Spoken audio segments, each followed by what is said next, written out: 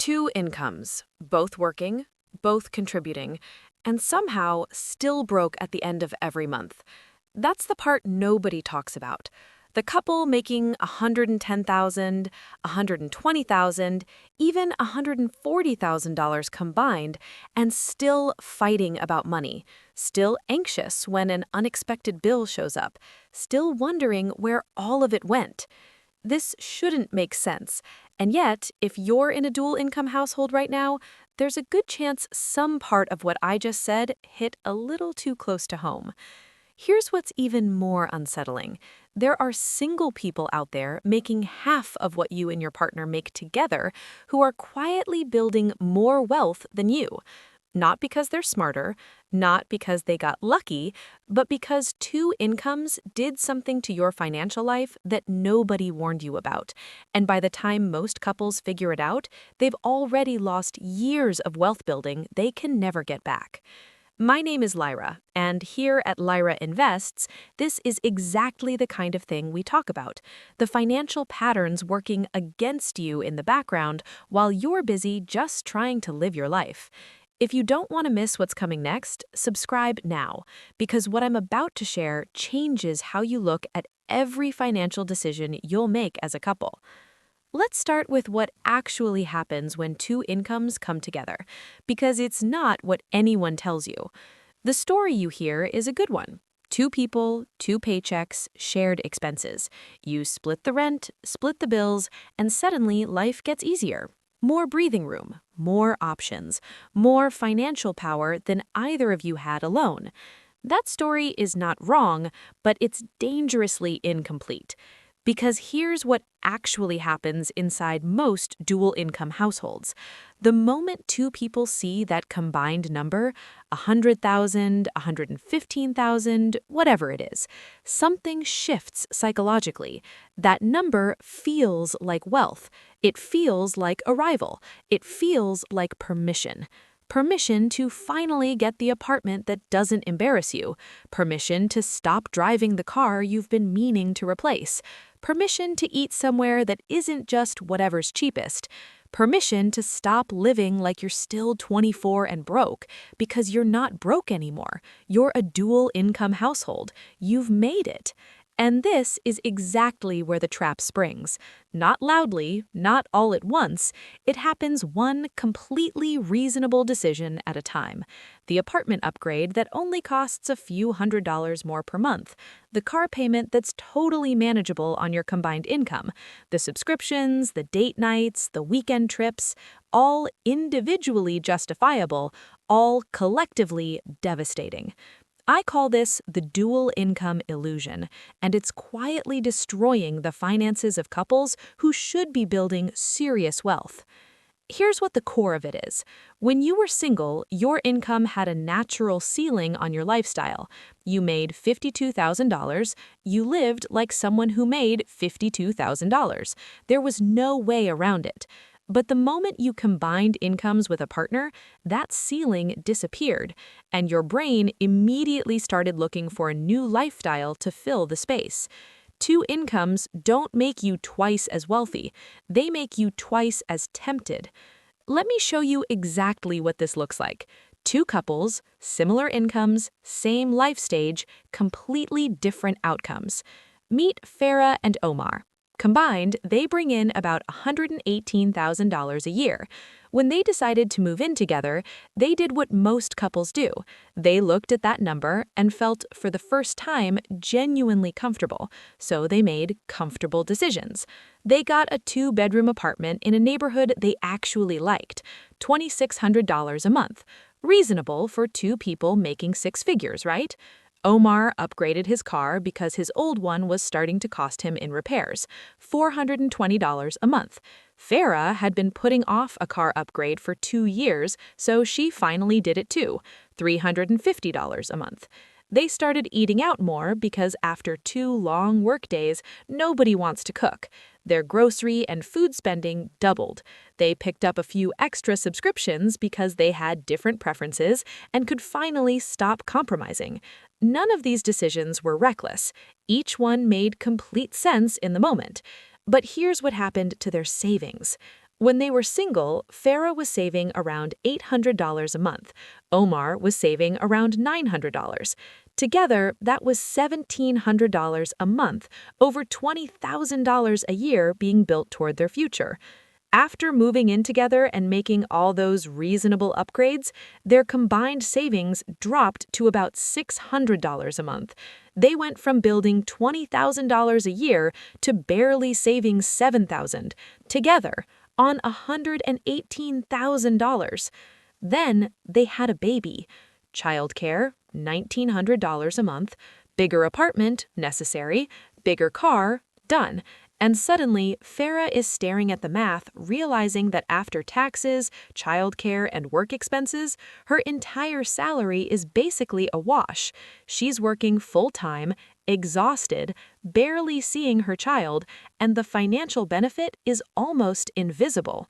They start talking about whether she should leave her job, but they can't make it work because they built a life that requires both paychecks just to survive. Neither of them can make a move. Neither of them has options. They're not bad with money. They're trapped by the life they built with it. Now meet Nadia and Bilal. Their combined income is $109,000, less than Farah and Omar, but before they moved in together, they sat down and had a conversation that most couples never have. They talked about debt. They talked about goals.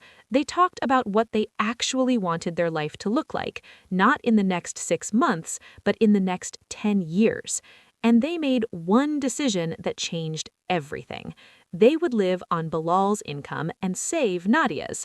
That meant a one-bedroom apartment in a quieter area, $1,350 a month. They kept their paid-off cars. They cooked most of the time. They weren't miserable, they just weren't upgrading. Their monthly expenses sat at about $2,800. Bilal's take-home covered it comfortably. Every single dollar of Nadia's income went straight into investments, Roth IRAs, 401k contributions, a growing brokerage account. In their first year together, they saved and invested over $44,000. Farah and Omar saved $7,000. Fast forward 5 years, Nadia and Bilal have quietly built close to $280,000 in net worth, no debt, growing investments, and when their baby arrived, Nadia could step back from work entirely because their lifestyle was already built on one income. No childcare bill, no panic, no trap. Same country, same life stage, roughly the same income, completely different financial reality. The only difference was one conversation they had before they signed a single lease. Now let me show you why this happens, because it's not about discipline and it's not about being extreme. It goes deeper than that. The first thing most people get wrong is the math. Couples think about wealth by adding. We make this much, we spend this much, what's left is ours. But the couples who actually build wealth think in subtraction first. They start with what they want to keep, and they build their lifestyle around what's left. It's a completely different relationship with money, and it produces completely different results.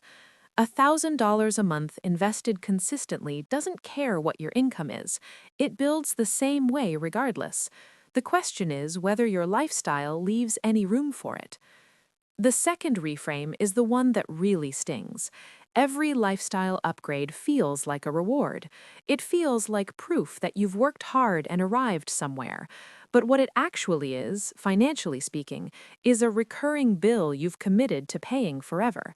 That nicer apartment isn't just $400 more per month. It's $400 less in options every single month going forward. It's the ability to take a pay cut if a better opportunity comes along. It's the ability to leave a job that's slowly crushing you. It's the ability to have one person step back when a baby arrives. Every upgrade trades future freedom for present comfort, and most couples make that trade without ever realizing it. The third reframe is the one nobody wants to hear. There is an entire cultural story told to dual-income couples that combining incomes means you've arrived, that you deserve the upgrade, that you've earned the nicer version of everything. And that story is everywhere, in the apartments being marketed to you, in the cars, in the travel content, in the lifestyle framing of what a successful couple is supposed to look like. That story keeps you spending, and nobody who profits from your spending has any interest in telling you the truth. So here's the truth, the principle at the center of everything I've shared today. The couples who genuinely build wealth on two incomes treat the second income like it doesn't exist until it's already invested. One income funds the life, the other income funds the future, and that line gets drawn on purpose, in advance, before lifestyle has a chance to claim the second paycheck the way it always does when nobody's paying attention. This doesn't mean you live in misery. It doesn't mean one person's income is less valued or less theirs. It means you make a conscious decision together about what your money is actually for, and then you protect that decision from all the very reasonable, very tempting ways it will try to unravel. Think about what this actually produces. If your combined income is $110,000 and you can genuinely live on $60,000 of it, that's $50,000 a year going into investments. At a reasonable return over 12 to 15 years, you're looking at a level of financial freedom that most people spend their entire careers chasing and never reach. Not because you made more money, because you made a decision about what the money was for. Compare that to the couple making the same $110,000, spending $100,000 of it, and saving $10,000. Same income, 40 years to reach the same outcome. That's the cost of the illusion. So where does that leave you right now? If you're already in a dual-income household, you're making a decision about your second income at this very moment, either on purpose or by default. Default almost always means lifestyle. Purpose means wealth. The choice is live, and it's yours. If you're about to move in with someone, you're standing at the most financially significant crossroads in your relationship. Most couples walk through it without looking. You don't have to. Here's what you do. First, have the real money conversation before you sign anything, before you merge anything.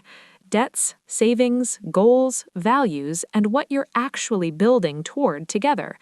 Second, sit down and calculate what your life genuinely costs, and honestly test whether one income could cover it.